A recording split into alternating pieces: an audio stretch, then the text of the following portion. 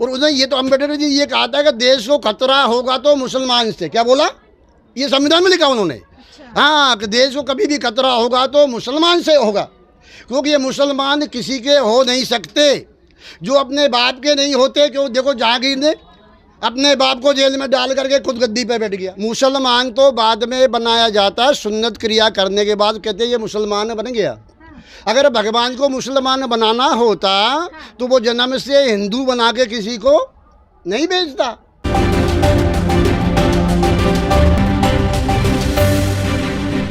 और आज हम आ पहुंचे हैं उसी संगम घाट के पास जहां एक बाबा हैं और इन बाबा से ही हम जानने का प्रयास करेंगे कि महाकुंभ में ऐसी क्या विशेषताएं हैं और महाकुंभ कब से लगना शुरू हुआ और इस महाकुंभ की खासियत क्या है। बाबा, सबसे पहले तो आपको बहुत बहुत प्रणाम। हरिओम हरिओम हरिओम, खुश रहो। महाकुंभ की क्या विशेषता है, महाकुंभ आखिर कब से लगा और महाकुंभ में बहुत सारी चीजें भी होती है, क्यों इसे महाकुंभ कहा जाता है? सनातन धर्म के बारे में पूछने पर आप लोग आपका बहुत बहुत स्वागत है। हमारे देश में सनातन धर्म के बाद शंकराचार्य भगवान हुए, आदि शंकर गुरु शंकराचार्य भगवान। तो उस समय अपना सनातन धर्म थोड़ा डमाडोल हो रहा था, बौद्धों का बाहुल्य था। बौद्ध धर्म का बाहुल होने के कारण वैदिक संस्कृति लुप्त प्राय हो चुकी थी। जब वैदिक सनातन धर्म लुप्त प्राय हो रहा था उस समय शंकराचार्य भगवान शंकर के पास देवता लोग पहुँचे। उन्होंने जाकर भगवान से कहा, प्रभु आप अवतार लीजिए। तो शंकरम शंकराचार्यम, भगवान स्वयं शंकर ही शंकराचार्य बन के पृथ्वी पर अवतरित हुए। और अवतरित होकर के उन्होंने मतलब 10 नामी सन्यासियों का एक निर्माण किया। 10 नामी सन्यास बनाए, गिरिपुरी, भारती, अरण्य, पर्वत, सागर, तीर्थ आदि। उन महात्माओं को प्रकट कर मतलब बना करके 4 संप्रदाय को बनाया। 4 महात्मा को बना। हाँ, उसमें 4 मठों की स्थापना भगवान शंकराचार्य की धर्म की रक्षा के लिए, जिसको हम 4 शंकराचार्य कहते हैं। ज्योतिष मठ है, कहाँ पर है, बद्रीनाथ में, और अपने पुरी में, हाँ, गोवर्धन मठ कहते हैं उसको, गोवर्धन मठ कहते हैं उसको। और एक द्वारकापुरी है, द्वारका मठ है अपना। और महाराज कांचीपुरम में कांची पीठ है हमारे यहाँ। तो ये 4 शंकराचार्यों ने फिर बाद में किया, और जब मुगलों का राज हमारे आया, मुसलमानों ने आक्रांताओं ने हम देश पे आक्रमण किया, तो उस समय सनातन धर्मी लोग थे बेचारे विफल हो रहे थे। तो मतलब भगवान शंकराचार्य ने सोचा कि अब एक नया कुछ धर्म को रक्षा के लिए कुछ सेना बनाई जाए। तो भगवान शंकराचार्य ने पर इन नागाओं का निर्माण किया कि भाई अब ये नागा ही उस समय मतलब सिपाही थे हमारे सनातन के रक्षक। अच्छा। तो इसलिए नागाओं ने पर उनके साथ में युद्ध किया, मुगलों के साथ में। यहाँ 300 नागा उस युद्ध में समाप्त हुए। अपने यहाँ ये कुंभ, जहाँ पर कुंभ हो रहा है आजकल, ये भूमि पावन है। महात्माओं ने बलिदान दिया था हमारे देश के लिए, धर्म के लिए। 300 नागा बाबा हाँ, यहाँ मतलब समाप्त हो गई उस युद्ध में। अच्छा। तो इसीलिए शंकराचार्य भगवान ने एक सेना बनाई थी उस समय।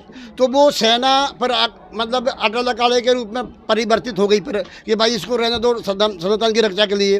पर धीरे धीरे और अखाड़ाओं के उसमें से ही अटल के यहाँ से प्रारंभ होते गए।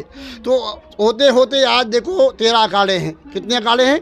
13 अखाड़े हैं। और 13 ही अखाड़ों में जो रजिस्ट्रेट महात्मा है, रजिस्ट्रेट महात्मा है, तो आप लोग रजिस्ट्रेट महात्मा को ही महात्मा मानना चाहिए। अच्छा। जो ढोंगी महात्मा बन जाते हैं, कपड़े पहन लेते हैं 2 दिन के लिए। अब मैं देखता हूँ, हरिद्वार रहता हूँ, अपना आश्रम हरिद्वार में भी है।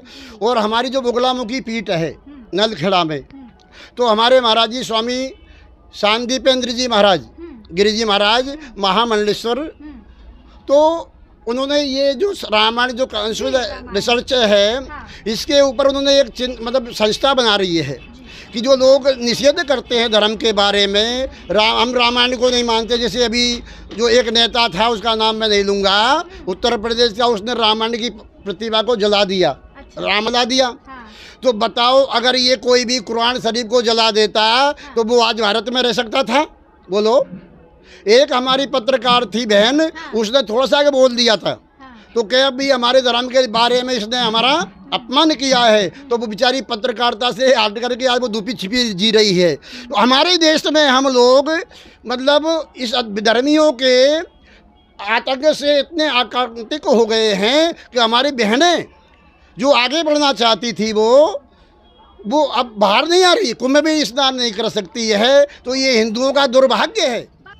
शंकराचार्य और बोला जाता है कि उनके पूरे मंदिर है, उन पे हिंदुत्व पे पूरा राज है। और बागेश्वर बाबा के भी नाम सुने हैं, बहुत सारे ऐसे बाबा हैं, लेकिन वो हिंदू राष्ट्र बनाने के लिए पद यात्रा भी किए हैं, कई जिले में गए हैं। अगर मध्य प्रदेश की बात करें, वहाँ पे बहुत जगह गए हैं और हिंदू राष्ट्र बनाने की लोगों से अपील किए थे। क्या कहेंगे बाबा इस पर? देखो, बागेश्वर वाले बाबा कोई नया काम नहीं कर रहे हैं, कोई नया काम नहीं कर रहे, कोई नया काम नहीं है। ये तो हमारे प्रकृति ने ये सबको हिंदू बना के भेजा है। हाँ। क्या हुआ है, मुसलमान तो बाद में बनाया जाता है, सुन्नत क्रिया करने के बाद कहते हैं ये मुसलमान बन गया। हाँ। अगर भगवान को मुसलमान बनाना होता तो वो जन्म से हिंदू बना के किसी को नहीं भेजता।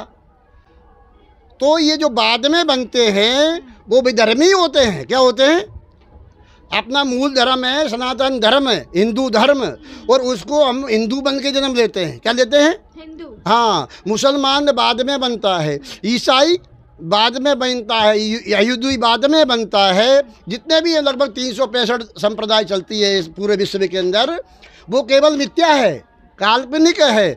हमारा सनातन जो धर्म है वो प्रकृति ने बना के भेजा है, प्रकृति से हम लोग अलग नहीं हो सकते हैं। बिल्कुल संविधान सम्मानना पड़ता है, संविधान को तो हम बिल्कुल आदर करते हैं, उसकी शपथ लेते हैं, हर साल लेते हैं। देखो, सर्व धर्म जो संविधान में बाद में जोड़ा गया, हमारा ध्यान रखना आप लोग। हाँ। ये पहले मूल प्रति में ये नहीं लिखा हुआ है कि भाई आप लोग धर्म को मत मानो, है कि नहीं। राम जी की प्रतिमा अभी भी है, आप देखना, जो मतलब हमारे अंबेडकर जी ने लिखा हुआ है, संविधान को बनाया हुआ है, उसमें राम जी का राम दरबार क्या है, प्रतीक के अंदर राम दरबार, कृष्ण राधा और कृष्ण की मूर्ति है। तो ये बताओ, अगर वो धर्म निरपेक्ष बनाते तो राम जी की प्रतिमा उसमें लगाते हैं? जब जिस मार्ग में आप जाना नहीं चाहते, क्या उसका रास्ता पूछते हो? तो अगर वो धर्म निरपेक्ष अगर बनाया होता संविधान को, तो वो उसमें राम जी की पूजा, क्या उसमें फोटो देखने के लिए? कुरान का भी जिक्र किया हुआ है, बाइबल समझ की लो, जिक्र की हुई है। कुरान और बाइबल किसमें वर्णन किया? संविधान में कोई वर्णन नहीं है। आपने संविधान देखा होगा, पढ़ा नहीं होगा। हम लोग इसमें रिसर्च करते हैं हमेशा के लिए, तो उसमें कहीं नहीं लिखा है इस बारे में। और उसने ये तो अम्बेडकर जी ये कहा था कि देश को खतरा होगा तो मुसलमान से, क्या बोला, ये संविधान में लिखा उन्होंने। हाँ, कि देश को कभी भी खतरा होगा तो मुसलमान से होगा, क्योंकि ये मुसलमान किसी के हो नहीं सकते जो अपने बाप के नहीं होते। क्यों, देखो जहांगीर ने अपने बाप को जेल में डाल करके खुद गद्दी पे बैठ गया, ऐसे हमारे सनातन धर्म में लिखा है। अरे भरत जी महाराज को देखो, अपने भाई को वनवास हो गया तो वो 14 साल तक अपना राजपाट त्याग करके और तपस्या करके और उनकी खड़ाऊ रख करके और राज करते थे। ये सनातन धर्म है। लेकिन मुगल लोग देखो, अपने बाप हो, भाई हो, माँ हो, बेटी हो, वो किसी को नहीं मानते हैं। बाबा जी, एक सवाल रहेगा, रामायण रिसर्च काउंसिल और आपके महाराज जी हैं, आखिर रामायण रिसर्च में क्या कुछ रिसर्च हुआ है और क्या कुछ निष्कर्ष सामने आया है? देखो, रामचरितमानस और वाल्मीकि रामायण है कि नहीं, ये दो हमारे काव्य, जैसे वाल्मीकि महाकाव्य माना जाता है, वाल्मीकि रामायण ये महाकाव्य है। उसमें 24,000 श्लोक है। कितने हैं? 24,000। हाँ, और हमारे वेद में एक मंत्र है जिसको हम गायत्री मंत्र कहते हैं, कहते नहीं? उसमें कितने अक्षर है? उसमें 24 अक्षर है। अच्छा। हाँ, तो 24 अक्षरों के अनुसार एक अक्षर से रामायण का जैसे 24,000 मंत्र, उस मंत्र 1,000 मंत्र को पहले अक्षर से प्रारंभ किया उन्होंने। क्या किया? धियो योनः प्रचोदयात। क्या है इसका मतलब? धी माने बुद्धि। अच्छा। हाँ, धी माने बुद्धि, प्रचोदयात, कि जो हमारी बुद्धि है उसमें हमारी जो बुद्धि है प्रकाशित तो हो। परमात्मा से हम विनती करते हैं, भगवान हमारी बुद्धि में जब शुद्धता आ जाएगी, हमारी बुद्धि विकसित हो जाएगी। और बुद्धि विकसित का लक्षण क्या होता है? मतलब सत्य और असत्य का विवेक हो जाए। मेडिटेशन भी तो होता है। तो वो तो अभ्यास होता, मतलब किसी विषय में आप अगर रिसर्च करना चाह रहे हैं, जैसे हम करना रामायण के ऊपर कर रहे हैं, तो हम लोगों ने ये देखा, देखो रामचरितमानस और वाल्मीकि रामायण, तो भगवान राम के बारे में पूरा विवेचन है इसका। लेकिन भगवान राम का जन्म नहीं हुआ था, त्रेता में हुआ था। लेकिन सतयुग में रामायण को वाल्मीकि जी महाराज ने लिख दिया है कि नहीं। तो अब एक युग पहले लिख चुकी है, उस पे भगवान ने मतलब जैसे कहते हैं बागेश्वर पर्ची निकालते हैं, क्या बोल रहे हैं, पर्ची निकालते, हाँ पर्ची वो निकालते हैं। हाँ। हमारे वाल्मीकि जी ने पूरी रामायण निकाल दी, तो पर्ची ने उन्होंने पर्चा बना दिया बहुत बड़ा 24,000 श्लोक का पर्चा निकाला राम जी का, है कि नहीं। और राम जी ने एक युग बाद आकर के उस पर्ची के अनुसार नाटक करना पड़ा। तो हम नहीं ये इसका मतलब बागेश्वर धाम वालों का यात्रा भी वो उन्होंने हाँ इतने सारे किए थे, और हिंदू राष्ट्र बनाने के बागेश्वर बाबा बात कहते हैं कि हिंदू राष्ट्र पूरा करेंगे, इसके लिए वो कितने पद यात्रा भी किए हैं। देखो अभी मैंने बताया था कि हम हिंदू जन्म से है, क्या है, जन्म से, हाँ। और जो हमारा हिंदू धर्म, हिंदू राष्ट्र हमारा है, वो भी यही बोलते हैं हिंदू राष्ट्र है। देखो सुनो बात समझो, हिंदू राष्ट्र है, रहेगा और है, लेकिन वो कहते हैं भाई लागू किया जाए, क्या मतलब उसको अनुमति मिल जाए। हिंदू तो राष्ट्र, लोग कहते हैं भाई हिंदू राष्ट्र पर आप क्यों पीछे पड़ रहे हैं, जब हिंदू राष्ट्र पहले से है तो आप बनाना क्यों चाहते हो, नहीं आई समझ में। तो जैसे पति पत्नी पहले रिलेशनशिप में होते हैं, क्या होते हैं, साथ घूमते हैं, तो भाई अब कहते हैं पर शादी क्यों कर रहे हैं, कि नहीं महाराज अब उसको प्रमाणित किया जाएगा, क्या किया जाएगा, प्रमाणित किया, हाँ प्रमाणित किया जाता। ऐसे हिंदू राष्ट्र तो है, लेकिन उसको प्रमाणित किया जाए संविधान के द्वारा, मतलब कुछ ऐसा संशोधन किया जाए संविधान में, और वो संशोधन में कोई आर्टिकल बनाया जाए, और उस आर्टिकल के अनुसार हमको प्रमाणित हो जाए कि भाई देखो ये हमारी पत्नी है, ये हमारा पति है। कोर्ट में जाने से केवल साइन करना है, हाँ। करना कि नहीं, तो वो साइन हमको मिलना है बस, और हमारा तो है पति पत्नी का रिलेशन हमारा पहले से था। जिस प्रकार वो बोलते हैं कि मतलब हम दोनों 4 साल से साथ में रह रहे हैं, 10 साल से रह रहे हैं, पति पत्नी तो जो व्यवहार पति पत्नी का होता है वो था, हाँ। लेकिन प्रमाणित नहीं था। अब सबके सामने प्रमाणित हुआ, अब प्रमाणित होने के बाद में सबने कहा अब ये पति पत्नी है, तो आप कहीं भी घूमो आपके ऊपर कोई दोष नहीं। तो इसी प्रकार हिंदू राष्ट्र है हमारा है, लेकिन वो यही कह रहे सब महात्मा लोग अब कुछ नया होने वाला है इस कुंभ में। ये कुंभ मतलब अभूतपूर्व होगा। बाबा जी एक कुंभ में कल अमृत स्नान था, और शाही स्नान के दिन कई जान माल के खतरे हुए, कई लोग का मृत्यु हो गई है, लेकिन कहा जाता है कि अमृत स्नान में लोग अमर होते हैं और उन लोगों की मौत हो गई। इस पर, इस हादसे के बारे में क्या कहें? हमारे सनातन धर्म में किसी की मौत शब्द थी नहीं, क्या थी, वासांसि जीर्णानि यथा विहाय नवानि गृह्णाति नरोपराणि तथा शरीराणि विहाय जीर्णानि अन्याति संयाति नवानि देहि। ये बताओ आप लोग, आप ये वस्त्र पुराना हो जाए, भगवान श्री कृष्ण गीता में बोलते हैं 2 अध्याय में कि जैसे कोई वस्त्र बदल लेता है, तो ये बताओ उसकी मृत्यु हो गई, आपने अपनी ड्रेस बदल चेंज कर दिया, बदल लिया, तो क्या आप मर गए, बोलो नहीं मरते ना। तो इसी प्रकार ये शरीर हमारा है, क्या है, वस्त्र है, क्या है, इस वस्त्र को हम बदल लेते हैं, तो क्या हम मर गए, हमारे यहाँ कोई मरता नहीं है कभी भी, क्योंकि ये जो हाँ पुनर्जन्म हम लोग मानते हैं सनातन धर्म में।